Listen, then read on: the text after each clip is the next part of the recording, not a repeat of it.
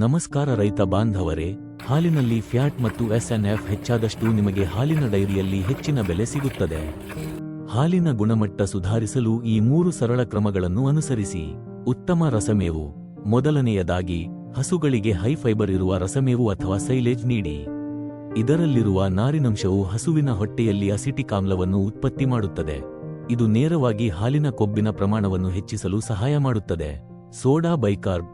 ಎರಡನೆಯದಾಗಿ, ಪ್ರತಿದಿನ ಫೀಡ್ ಜೊತೆಗೆ 30 ರಿಂದ 50 ಗ್ರಾಂ ಸೋಡಾ ಬೈಕಾರ್ಬ್ ಅಂದ್ರೆ ಅಡುಗೆ ಸೋಡಾ ಸೇರಿಸಿ.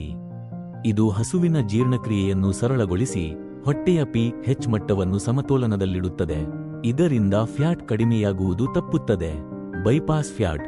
ಮೂರನೆಯದಾಗಿ, ಫೀಡ್ನಲ್ಲಿ ಮಿಲ್ಕೋ ವೆಟ್ ಗೋಲ್ಡ್ ನಂತಹ ಬೈಪಾಸ್ ಫ್ಯಾಟ್ ಬಳಸಿ. ಇದು ಹಸುವಿನ ಮೊದಲ ಹೊಟ್ಟೆಯಲ್ಲಿ ಕರಗದೆ ನೇರವಾಗಿ ಜೀರ್ಣಾಂಗಕ್ಕೆ ಹೋಗಿ ಶಕ್ತಿಯನ್ನು ನೀಡುತ್ತದೆ. ಇದರಿಂದ ಹಾಲಿನ ಇಳುವರಿ ಮತ್ತು ಫ್ಯಾಟ್ ಎರಡೂ ಗಣನೀಯವಾಗಿ ಹೆಚ್ಚುತ್ತವೆ.